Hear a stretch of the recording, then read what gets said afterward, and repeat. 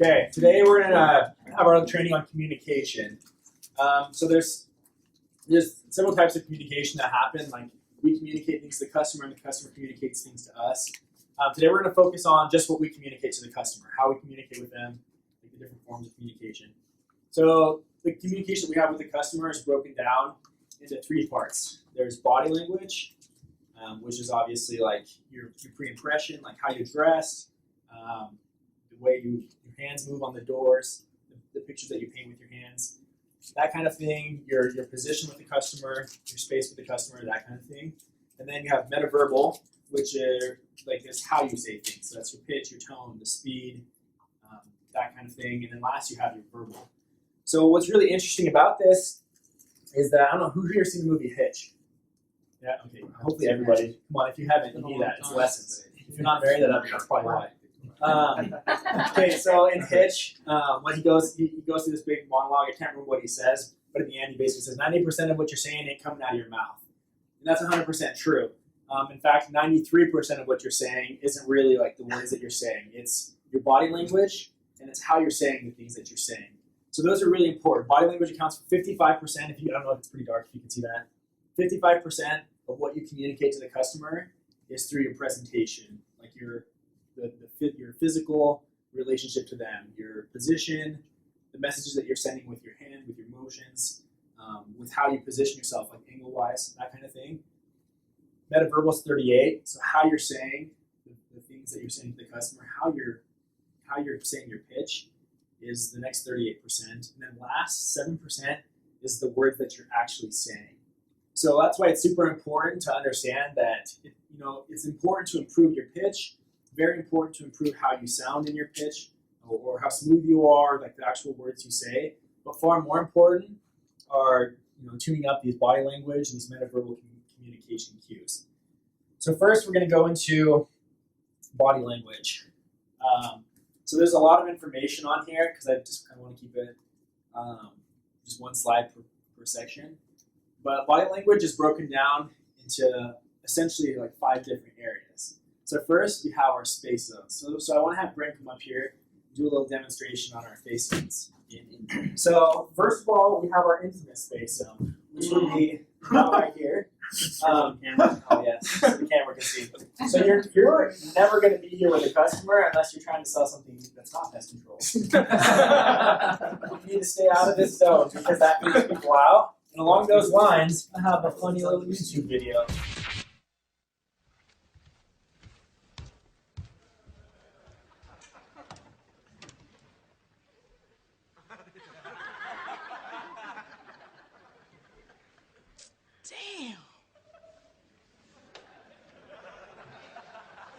Damn!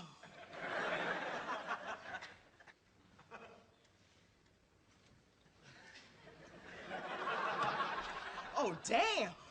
Okay.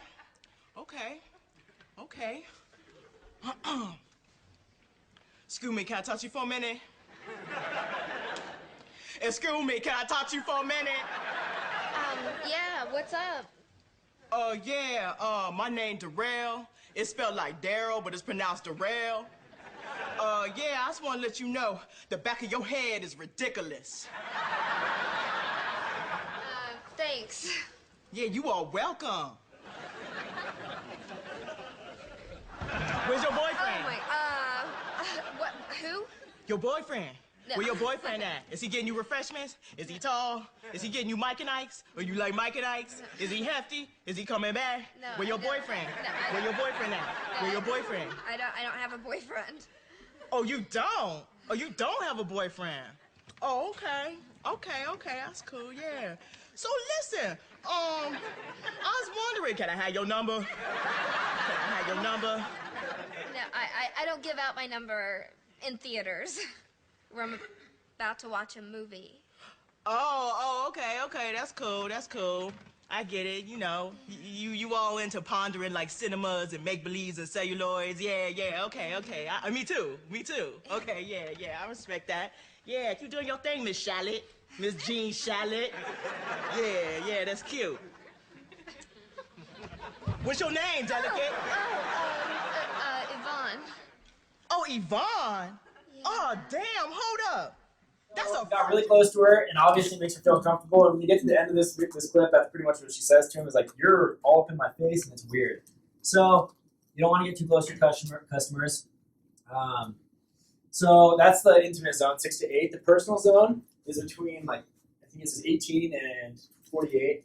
So that's between 1.5 feet and 4 feet out. So here to here approximately, this is the personal zone. And then you have your social zone, which is 4 feet to 12 feet, so here. And then your public zone, which is just way further out. So typically when we're knocking doors, what I like to do and what most guys I think prefer is to start in the social zone and then work your way into the personal zone. And so the way you do that is typically when you knock a door, instead of just knocking the door and standing right here, so when they open it, you're right in their face.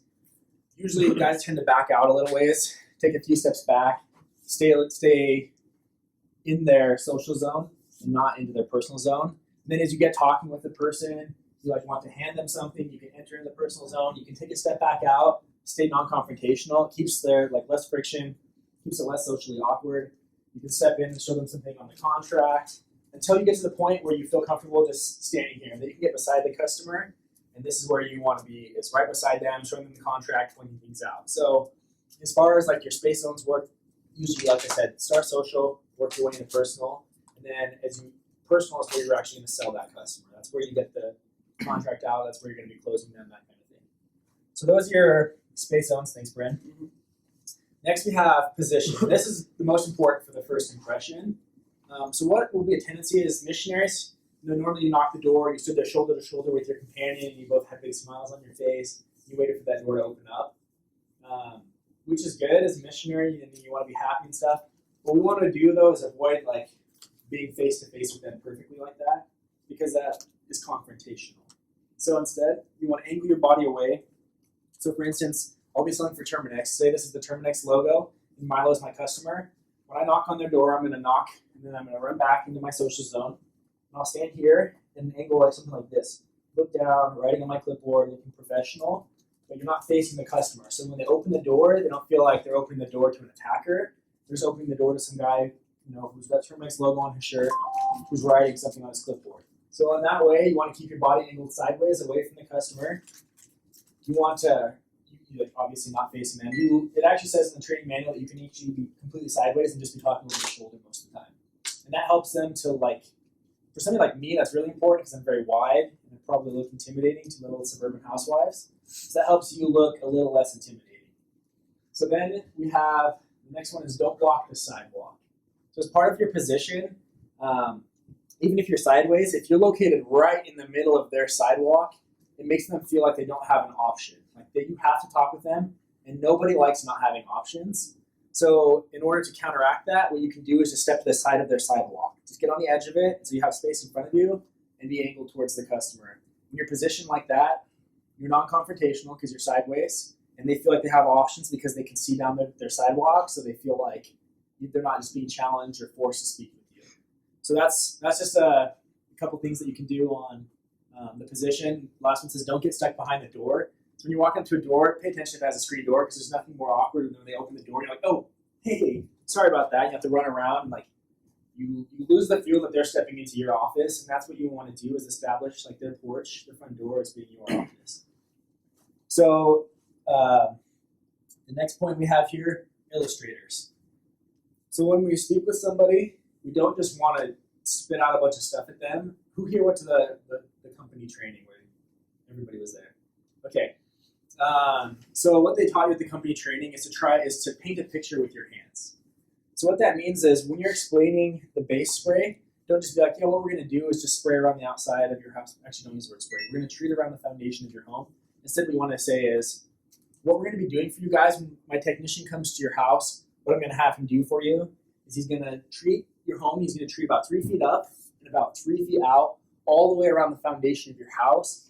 It just looks like the pressure washer from the car wash, kind of a little wand, and he'll just go ahead and treat all around the foundation for you. And so that paints a very much more vivid mental image for the customer of what the service is than just saying, hey, we're just going to spray around the foundation of your house. That doesn't really build the value of the work that the technician will actually be doing. Another example of this is when they do the eave sweep, you can explain to them, instead of saying, the technician's going to come out and he's going to sweep the eaves of your house, he's going to knock down some of the spider webs, the wasp nests. When you get more into it, you paint that picture, you say the technician's going to come, he's going to have a pole, it's got like a pom-pom on the end of it, it gets about 20 feet up there in the eaves, and he has a powdery product that he's going to put there for you. And what he's going to do is just dust all the way around the eaves of your home with this pole. He'll knock down all the spider webs, all the wasp nests, and he'll treat it with the product so that they don't come back. So obviously, like the second one, just it seems like a much greater value than just, hey, he's going to sweep around the eaves. You get what I'm saying? So those illustrators are important. So use your hands, paint the picture, and exaggerate. Something that Jeremy came to our house the other night and was talking, he was working on his pitch with Joe. And something that Joe does during the summer a lot is he gets super flamboyant with his hands. Like everything, he's like, your neighbors are over there, and everybody's just, he gets like way wavy. Wow. And, That's a compliment right there, I guess. No worries there. So you flamboyant. I said he was dating Celeste, so they have nothing to worry about. Oh, rude. But the reason he does that is because when you're on the door, there's only so much that you can control. So exaggerating your body language helps it to it amplifies your message with the customer. So being a little bit more flamboyant than usual won't seem out of the ordinary to your customer. It won't look really weird to them, but it will definitely help you communicate more powerfully with the customer. So the next one is mirroring the customer. So like this one says here, you want to imitate their body language. So for instance, Joe, can you come here? I want you to be a customer, and I'm just knocking on your door, and I'm going to try to mirror you. So do something I can mirror. So knock, knock, knock, run away. Hey, how you doing? Hey, I'm doing good. Hey, sorry to bother you. Just real quick, my name's Tyler. I'm out here with Terminix. We're just taking care of a few of your neighbors' houses in the neighborhood. Just treating them for a couple of the ants, that kind of thing. The reason I'm out here in your neighborhood is that while we're here, what we're going to be doing for Tom down the street is a service on his home. If we can get you on the route while we're here doing his house, what I can do for you is get it done for dirt cheap. Okay, so pause. So when he comes out with his arms folded, I wouldn't necessarily be too into that, but it's okay to fold your arms for a second, because what you're doing is the customer can be on this plane and you're on this plane. So what you want to do is kind of mirror them and get on the same plane as them, and then you can start doing whatever you want. But what that shows is that you're listening to them, subconsciously. It shows that you understand their needs, that you're on the same level as them. And so once you can get there, then you can go ahead and put the brakes on and do whatever you need to do. You can start moving your hands, but you can start with that mirror. Thanks, Joe. So another way to do that, and this is one that I do a lot, is if a customer's sitting on their front steps, I just go sit down and I'll start talking with them in a seated position. But it puts you on the same level. If they're leaning against the doorpost, you can find a column right there and go ahead and lean against that. So that mirroring is important. It's going to help you get on the same page as them. And then this last one is really important. And so what it is when you ask a customer a question you want them to answer yes to, you just go ahead and start nodding your head. So I say, hey, Trevor, are you excited to be here today? Yeah. You started nodding your head because you do what other people you see them do. Your body naturally is going to imitate. So if you want them to say yes, be like, so you guys have probably seen our trucks out here in the neighborhood. What's really funny is your truck might have never been there in the neighborhood, but because you're nodding their head, about 50 to 80% of people are going to be like, yeah, I think I have. And you know that they haven't. It doesn't matter. They said yes. So that's a really important one. It's super, super interesting, but it's really funny to go ahead and just nod your head, ask questions. And you can see how many things you can get them to agree with that aren't true. You've probably seen our trucks in the area. Okay, great. You guys know Tom 3 blocks over? Okay, great. And they're like, oh, yeah, vaguely, whatever. They're going to make it up. But you have them in the attitude of saying yes. It's really helpful. It sounds super, super silly, but it totally works. Yeah, Lisette? Oh, I was just going to say, along the lines of position, you were mentioning how it's less confrontational, but I think the starting position, even just looking away, gives them the, how do I say it? Impression. Or not looking at them right away, or waiting for them to open the door, gives them the opportunity to open the door so they're not looking at you through the window and waving you away. Right. So what you'll see, I know Josh, when I knocked with him one time this last summer, he said that he likes to look at people and then he sees them in the window, like, hey, what's up? And that way they can't just peek out, see who it is, and run away. Different people have different strategies. I like having my back turned to them, slightly angled away so they can see my clipboard, because it has a sense of curiosity. And then when they open the door, they have to come to me and say, "Hey, can I help you?" And that like for me, when somebody says, "Can I help you?" I'm like, "Thanks for stepping into my office. I'm going to go ahead and take you through the sales cycle and get you set up with some pest control." So it's kind of mental. It's kind of how it works. The last one, the body language, is really, really important, and that is eye contact. So you generally only want to look away from the customer when you're directing their eyes. So what you'll say is like, you'll start to pitch somebody, like, "Yeah, just real quick, my name is Tyler. I'm out here with Terminix. Just taking care of a few of your neighbors out here. I don't know if you know Tom, who lives up the street. We're just going to be taking care of his house for him." What he's noticed is that up here in the eaves, he gets a few of these little wasp nests. And so when you do that, when you stare at their eyes, like, first of all, that shows that you're confident.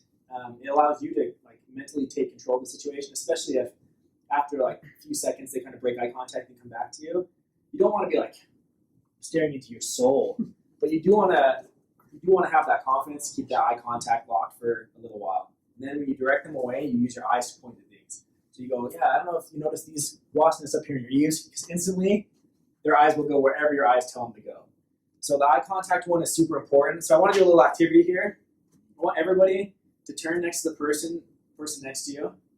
And I want you to have, if you're not next to a person, get next to a person. I want you to have, like, each person have a 1-minute conversation. You tell them the person about your day, and then we'll take turns switching. The person who's listening, I want you to count how many times